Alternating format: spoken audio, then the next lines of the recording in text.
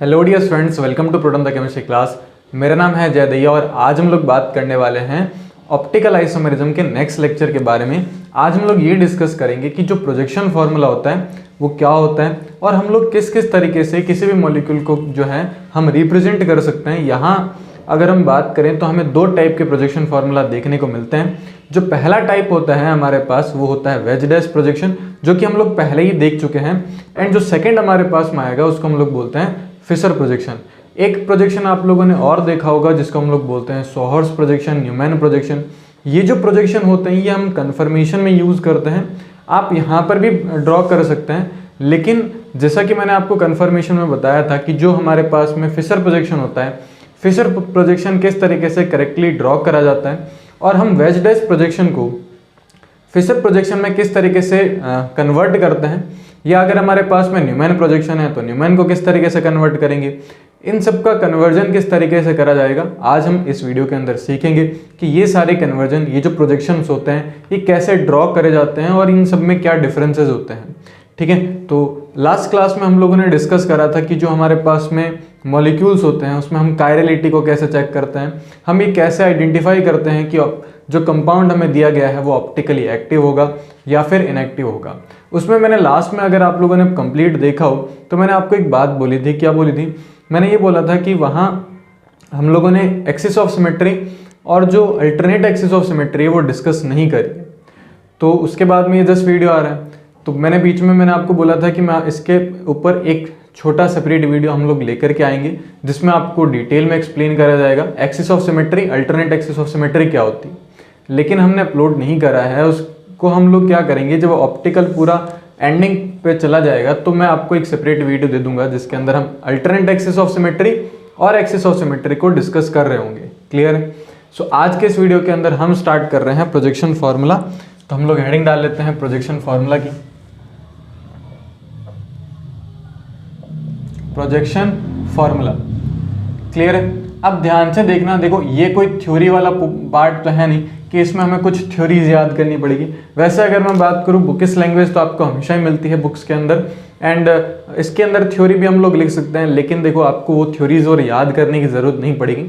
मैं जिस जो लाइन्स बता रहा हूँ या जिस मतलब नॉर्मल लैंग्वेज में मैं आपको बता दूंगा, एकदम ऐसे टिपिकल लैंग्वेज में हम लोग लिखेंगे तो हम कभी ड्रॉ नहीं कर पाएंगे।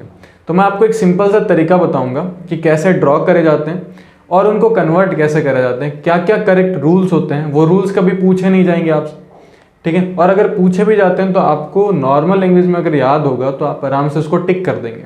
ठीक है, अभी तक तो कभी रूल्स के बारे में नहीं पूछा गया है कि फिशर का रूल बताओ कैसे ड्रॉ करे जाते हैं, ऐसा कुछ भी नहीं है। आपको फिशर ड्रॉ करना आना चाहिए। आपको अगर वेज डैश प्रोजेक्शन दिया गया है उसको फिशर में कन्वर्ट करना आना चाहिए। आपको न्यूमैन प्रोजेक्शन दिया गया है उसको फिशर में कन्वर्ट करना आना चाहिए। तो ये सारे कन्वर्जन आपको आने चाहिए। इससे ये हमें करने क्यों है, सबसे पहली बात तो यही आती है। तो ये इसलिए हमें करने होते हैं क्योंकि जब हम आगे जा करके नोमेनक्लेचर पढ़ेंगे। सर नोमेनक्लेचर तो हम लोग पढ़ चुके हैं, अब कौन सा नोमेनक्लेचर बाकी है? नोमेनक्लेचर जो कि हम लोग कॉन्फ़िगरेशन लिखते हैं। मैंने आपको बताया था कि हम ऑप्टिकल में दो टाइप के जो कॉन्फ़िगरेशंस होते हैं उनको यूज़ करते हैं, डीएल कॉन्फ़िगरेशन और आरएस कॉन्फ़िगरेशन। आरएस कॉन्फ़िगरेशन जो होता है वो एब्सोल्यूट कॉन्फ़िगरेशन होता है जिसको हम लोग आगे जा करके हम लोग डिस्कस करेंगे। बाकी रिलेटिव कॉन्फ़िगरेशंस तो बहुत सारे यूज़ करते ही हैं हम लोग और हम आगे जा करके यूज़ करेंगे भी। क्लियर है? तो जो आज का लेक्चर है ये हमारे काम कैसे आएगा, तो इसका डायरेक्ट तो कभी नहीं आएगा, हो सकता है आ जाए डायरेक्ट, उसमें कोई बड़ी बात नहीं है, लेकिन हाँ इनडायरेक्टली आपको ये यूज़ ज़रूर करवाया जाता है। आपको एक फार्मूला दे देगा, उसका कॉन्फ़िगरेशन पूछेगा, करेक्ट कॉन्फ़िगरेशन फाइंड आउट करने के लिए आपको करेक्ट फिशर प्रोजेक्शन आना चाहिए। क्लियर है? चलो अब ज़्यादा हम लोग टाइम ख़राब नहीं करते हैं। देखो हम वापस से पहला जो प्रोजेक्शन है वो हम लोग देख लेते हैं। पहला जो है अपने पास में वेज डैश प्रोजेक्शन। ठीक है, पहला क्या है हमारे पास? Veg dash projection. अब देखो वेज डैश प्रोजेक्शन क्या होता है। वेज डैश प्रोजेक्शन बहुत ही सिंपल होता है। हम एग्जांपल लेते हैं सबसे पहले, कोई भी हमारे पास में मॉलिक्यूल, जैसे फॉर एग्जांपल हम CH4 लें। ठीक है, अब CH4 की अगर मैं बात करूं तो आप सभी को पता है कि ये टेट्राहेड्रल शेप होता है। इसमें दो जो एटम्स होते हैं वो तो एक ही प्लेन में लाई करते हैं और दो जो होते हैं वो दूसरे प्लेन में लाई करते हैं, कुछ इस तरीके से। सपोज कि मैंने यहाँ लिख दिया इस तरीके से, मैंने यहाँ एक हाइड्रोजन लिखा, यहाँ मैंने एक हाइड्रोजन लिख दिया, मैंने एक हाइड्रोजन यहाँ लिख दिया, मैंने एक हाइड्रोजन यहाँ लिख दिया।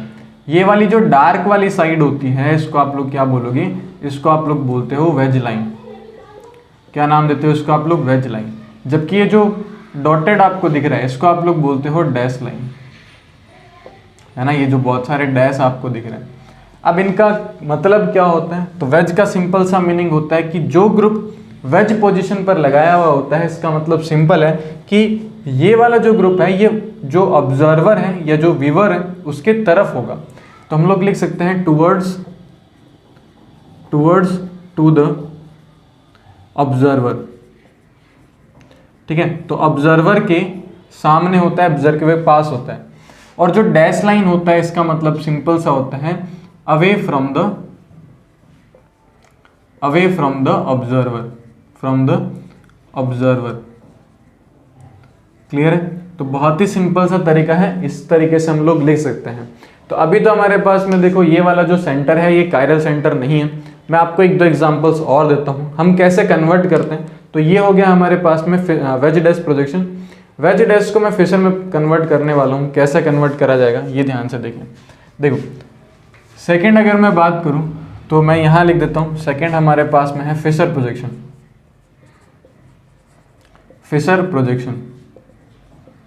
ठीक है। अब देखो फिशर प्रोजेक्शन जो होता है वो क्या होता है, फिशर प्रोजेक्शन बहुत ही सिंपल होता है। फिशर प्रोजेक्शन में दो लाइंस होती है, एक हॉरिजॉन्टल लाइन होती है और एक वर्टिकल लाइन होती है, ठीक है। अब इसके कुछ रूल होते हैं, तो अभी हम नॉर्मल फिशर प्रोजेक्शन बनाना सीख रहे हैं, इसके कुछ रूल्स हैं जो कि हम लोग आगे जाकर के अप्लाई करेंगे और बहुत ही सिंपल से रूल होते हैं, इसमें आपको टेंशन लेने की रिक्वायरमेंट नहीं है, मैं आपको एकदम सिंपल तरीके से बताऊंगा। अब देखो फिशर प्रोजेक्शन बनाने के लिए आपको क्या करना है, आपको दो लाइंस खींचनी है ऐसे, सही है। वो आपको भी पता चल जाएगा कि कितनी लाइंस खींचनी होती है, वर्टिकल कितनी लाइन, जितने ग्रुप्स जुड़े हुए होते हैं उस हिसाब से हम लोग करते हैं। अभी देखो टोटल 4 ग्रुप है, तो ये सेंटर कार्बन बन चुका है और एक कार्बन की 4 वैलेंसी होगी। देखो ये वाली जो लाइन है इस वाली लाइन को बोलते हो हॉरिजॉन्टल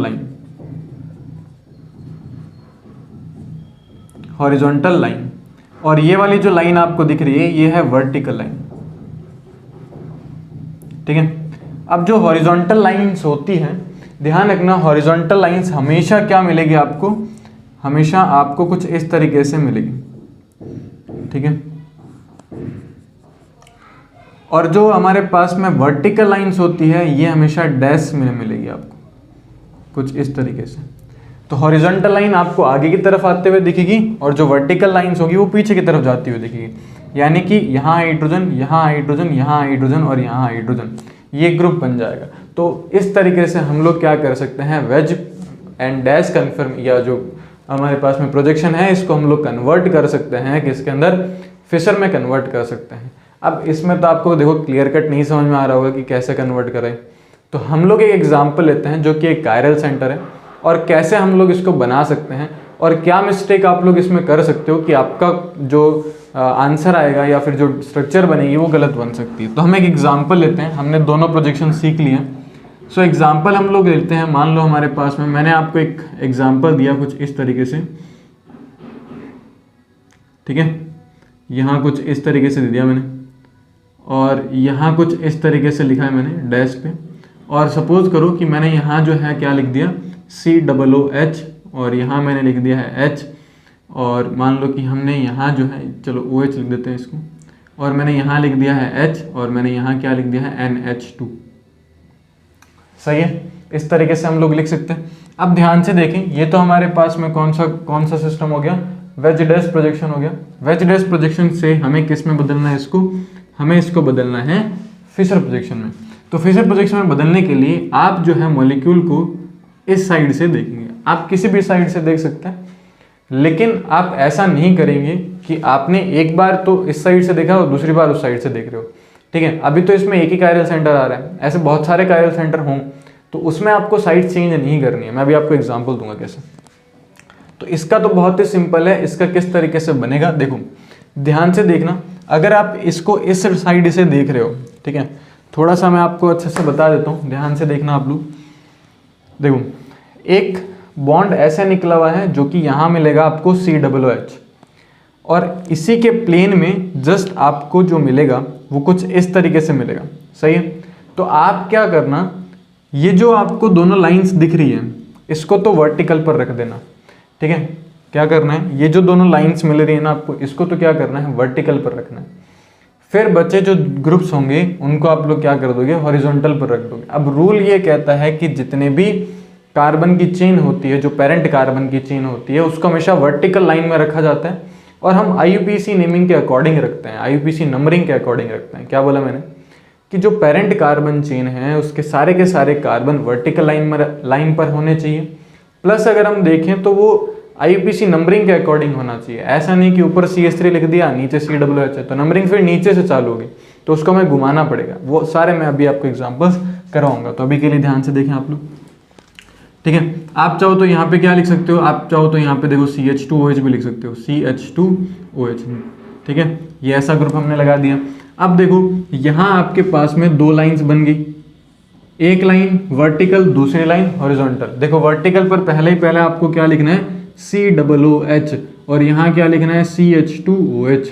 सही है, अब दिक्कत यहाँ ये आती है कि NH2 को कहाँ रखा जाएगा, NH2 को यहाँ रखा जाएगा कि यहाँ रखा जाएगा। बहुत ही सिंपल है, देखो अगर आप इस ग्रुप को, यहाँ कार्बन है और यहाँ COOH है और यहाँ इस तरीके से CH2OH है, इसको तो हमने किस में डाल दिया, वर्टिकल में डाल दिया, ये पूरी लाइन वर्टिकल हो चुकी है। अब बचा हमारे पास में कौन कौन, NH2 और हाइड्रोजन। तो देखो ध्यान से, अगर आप इसको देखोगे तो एक तो इस तरफ आ रहा होगा, एक इस तरफ आ रहा होगा। सही है, तो इधर की तरफ क्या मिलेगा आपको, इसको इस तरीके से देखोगे तो यहाँ मिलेगा NH2 और यहाँ क्या मिलेगा आपको, हाइड्रोजन मिलेगा। सही है, इस तरीके से बनेगा। तो ये बहुत ही सिंपल है। नहीं तो आप लोग चाहो तो एक काम कर सकते हो, आप इस मॉलिक्यूल को उठा करके ऐसे रोटेट कर सकते हो। जब आप इस मॉलिक्यूल को उठा करके ऐसे रोटेट करोगे तो देखो ये सारी की सारी लाइन एक ही दिखेगी आपको, और ये जो NH2 होगा वो इसी साइड दिखेगा, ये हाइड्रोजन इस साइड दिख जाएगा। क्लियर है, चलो एक एग्जाम्पल हम लोग और करते हैं। मैं एक और एग्जाम्पल ले रहा हूँ। एक एग्जाम्पल है हमारे पास कुछ इस तरीके का, और यहाँ इसके अंदर जो है अपने पास में कुछ, सपोज यहाँ मैंने वेज पोजीशन बना रखी, यहाँ पे भी मैंने वेज पोजीशन बना रखी, यहाँ मैंने डैश पोजीशन बनाई है, यहाँ पे भी मैंने डैश पोजीशन बनाई है, और यहाँ कुछ इस तरीके से हमने कुछ ग्रुप लिख दिया। मान लो कि मैंने यहाँ Cl लिखा है, मैंने यहाँ पे भी Cl लिखा है, और यहाँ हाइड्रोजन है, यहाँ CH3 है, यहाँ CH3 है, यहाँ हाइड्रोजन है, यानी सेम है। ठीक है, अब इसके अंदर आपको बनाना है तो आप कैसे बनाएंगे, देखो बहुत सिंपल। आप फिर से क्या करो, एक लाइन खींचो वर्टिकल। अब की बार आप ध्यान से देखो तो कायरल सेंटर है आपके पास में 2, तो ये वाला आपको खींचना पड़ेगा जो कि ये यहाँ आएगा, ये वाला आपको खींचना पड़ेगा जो कि ये यहाँ आएगा। तो ये इस तरीके से फिशर का एक डायग्राम बनेगा, जिसमें आपके पास में एक तो वर्टिकल लाइन तो एक ही होगी, हॉरिजॉन्टल लाइंस आपको ग्रुप के अकॉर्डिंग डिसाइड करनी होगी। अब अगर आप ध्यान से देखो तो यहाँ जो CH3 है और यहाँ जो CH3 है, ये हमेशा टॉप पर मिलेंगे आपको, CH3। सही है ना। अब ध्यान से अगर आप देखो तो इसमें व्यू पॉइंट वापस से आपका इधर साइड ही है। सही है, आप चाहो तो इन CH3 को ऐसे ऊपर भी कर सकते हो, अगर आपको दिक्कत आ रही हो तो इधर भी लिख सकते हो और इधर भी लिख सकते हो, लेकिन ऐसा ही मिलेगा जैसा कि मैंने पहले लिखा था। ठीक है, अब ये हो गया। अब अगर आप इसको इस साइड से देख रहे हो ना, देखो Cl आपको इधर मिलेगा और जो हाइड्रोजन है वो आपको इधर मिलेगा, तो इसको ऐसे घुमाओगे तो क्या मिलेगा, यहाँ Cl आएगा, यहाँ पे भी Cl आएगा, यहाँ हाइड्रोजन आएगा और यहाँ पे भी क्या आएगा, हाइड्रोजन ही आएगा। समझ में आया कि नहीं आया? तो इस तरीके से आप लोग कर सकते हो। अब देखो एक और एग्जाम्पल हम लोग लेते हैं, एक एग्जाम्पल और है हमारे पास। मैंने कुछ इस तरीके से कर दिया सपोज, और मैंने यहाँ लिख दिया इस तरीके से, और मैंने यहाँ Cl लिख दिया, मैंने यहाँ OH लिख दिया, चलो यहीं Cl लिख देते हैं वापस। मैंने यहाँ Cl लिख दिया और यहाँ पे जो है हम लोगों ने ये सेम है। ठीक है, अब देखो यहाँ आप लोग क्या मिस्टेक करोगे, अगर मैंने ऐसा बोला और मैंने ये बोल दिया कि इसके अंदर फिशर डायग्राम इसका बनाओ, तो मैक्सिमम लोग इसमें क्या गलती करेंगे कि देखो ये भी वेज पोजीशन पर है, ये भी वेज पोजीशन पर है, यानी कि Cl सेम साइड है। अगर Cl सेम साइड है तो वो ऐसे स्ट्रक्चर बना करके रख सकते हैं, है ना, बना सकते हैं कॉपी के अंदर, बट ये गलत होगा। इसके लिए मैं आपको बताता हूँ कैसे। देखो अब ये जो मॉलिक्यूल है, इस मॉलिक्यूल को देखने के आपके पास में दो तरीके हैं, और जब भी आप मॉलिक्यूल को देखोगे तो ऐसा नहीं है कि हर कायरल सेंटर से आप अपना व्यू पॉइंट चेंज करो। सपोज अगर आप इस कायरल सेंटर को देख रहे हो तो आप इसको ऊपर से देख रहे हो, इस कायरल सेंटर को देखोगे तो आप नीचे से देख रहे हो। ऐसा नहीं करना है। जब भी मॉलिक्यूल आप देखेंगे आप अपना व्यू पॉइंट सेम रखेंगे। जैसे सपोज कि मैं इसको ऊपर साइड से देख रहा हूं, ठीक है। अब अगर मैं इसको ऊपर साइड से देख रहा हूं तो देखो ये कुछ इस तरीके से मुझे देखने को मिलेगा। यहाँ हमारे पास में पहले से क्या दिखेगा, CH3, यहाँ पे भी क्या दिखेगा, CH3, और ये कुछ इस तरीके से आएगा। सही है। अब देखो यहाँ अगर हम बात करें तो Cl अगर इस साइड है तो ये Cl जस्ट यहाँ आपको नहीं मिलेगा। क्यों नहीं मिलेगा? क्योंकि देखो ध्यान से, जब आप इसको ऊपर से देख रहे होंगे तो यहाँ एक तो Cl वेज पोजीशन पर है और एक हाइड्रोजन जो होगा वो डैश पोजीशन पर आएगा। यहाँ जो Cl वेज पर है तो एक हाइड्रोजन किस में आएगा, डैश पोजीशन पर आएगा। ठीक है। तो जब भी आप लोग इस तरीके से देखो तो आपको इसको क्या करना पड़ेगा, फ्लिप करना पड़ेगा। जब आप इसको फ्लिप करेंगे तो ये जो Cl आपको वेज पे दिख रहा है ये किस में चला जाएगा, डैश में चला जाएगा। और जब ये डैश में चला जाएगा तो ये एक दूसरे के क्या आ जाएंगे, अपोजिट आ जाएंगे, और ये कुछ इस तरीके से बन जाएंगे। सही है। मैं वापस से रिपीट कर देता हूँ कि किस तरीके से आपको करना है। जब भी आपको ऐसा ग्रुप दिखे तो इस वाले ग्रुप में आपको क्या करना है, ये सिंपल सा तरीका है कैसे बनाना है आपको। इसमें आपको क्या करना है, जब आप इसको मॉलिक्यूल को यहाँ से देखेंगे, है ना, तो हमारा अगर व्यू पॉइंट ये है तो अगर हम इसको यहाँ ऊपर से देख रहे हैं तो आपको ये वाला कुछ इस तरीके से दिखेगा Cl, और एक हाइड्रोजन कुछ इस तरीके से दिखेगा। सही है, जब आप ऊपर साइड से इसका व्यू पॉइंट देखेंगे। लेकिन जैसे ही आप लोग इस वाले कार्बन को देखेंगे तो इस वाले कार्बन में एक Cl नीचे आएगा, एक हाइड्रोजन ऐसा आएगा, मतलब कि इस तरीके से आ जाएगा। सही है। तो उसके लिए आपको क्या करना पड़ेगा, इसको फ्लिप करना पड़ेगा। तो जैसे आप फ्लिप करेंगे तो देखो जो पहले Cl वेज पोजीशन पे था, जो पहले हाइड्रोजन डैश पोजीशन पर था, उसको भी तो ऊपर लेके आने पड़ेंगे, तभी तो आपको ग्रुप्स ऊपर दिखेंगे। ठीक है। तो जो ग्रुप्स नीचे की तरफ दिखते हैं यानी उल्टे दिखते हैं आपको, उसको क्या करना है, रोटेट करना है।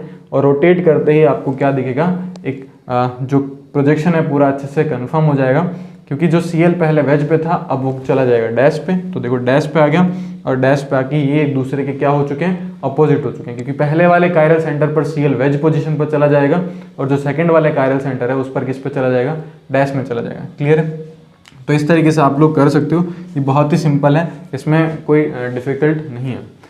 अब आप पहले इसको नोट कर लें, फिर हम लोग कुछ और एग्जाम्पल्स करते हैं जिससे आपको ये क्लियर हो जाए कि आप वेज और डैश किस तरीके से फिशर प्रोजेक्शन में कन्वर्ट कर सकते हो। बहुत ही सिंपल सा तरीका होता है। क्लियर है। फटाफट इसको नोट कर लें आप लोग, फिर हम आगे मूव करते हैं।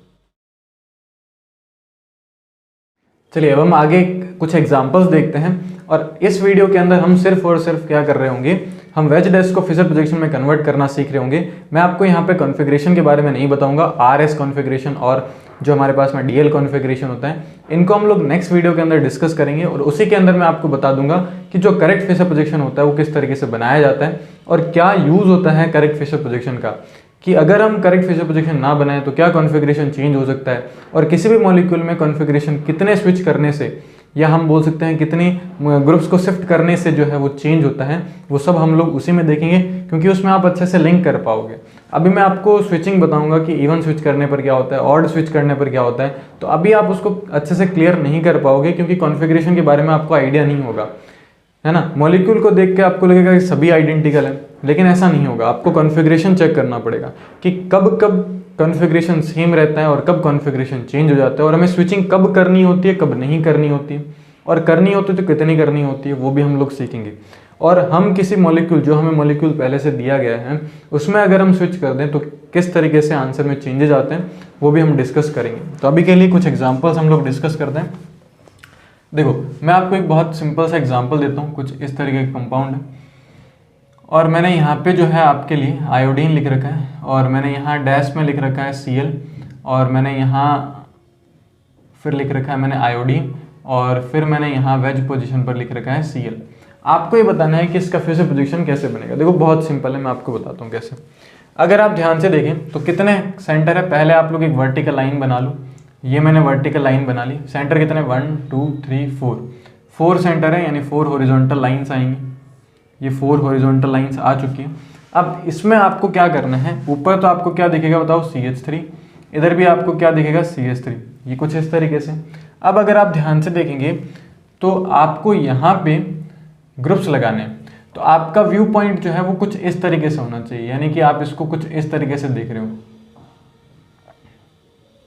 ठीक है।